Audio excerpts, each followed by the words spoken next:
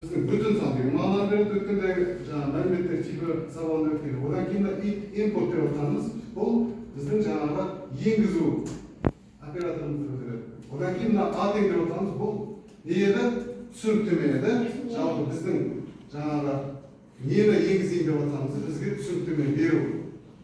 Тура осындай төрт айнымалыға мән беріп аламыз да, одан кейін біз есебімізді бағанағыдай жазып шықсақ, ол біз енгізген мәліметтің барлығын осылардың орын-орнына қойып, бізге нәтижені шығарып береді дейді.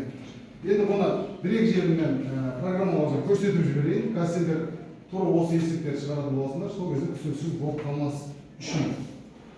Сонымен бағанағы есебін осы жерде тағы айтып беретін нәрсе бар. Біз алдыңғы сабақтарда программалау бөлімін бастаған уақытта алгоритмін ұғымын өттік. Алгоритмін ұғымын жалпы біз 5-ші сыныптан бері өтіп келе жатырмыз. Нақты бұны айтып жатқан себебім бізде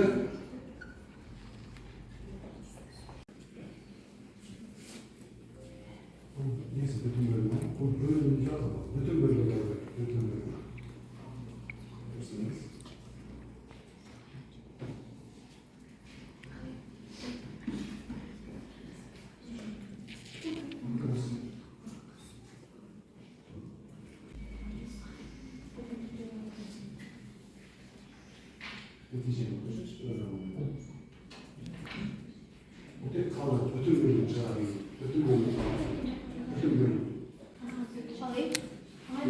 Көптеген мысалдар келтірдік.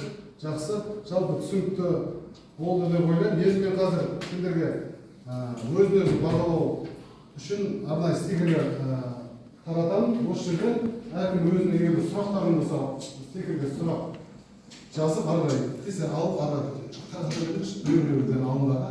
Осыған жазып әкеп, әрқайсымыз өзіміздің қайсысына болса соған келіп жазып тұрамыз.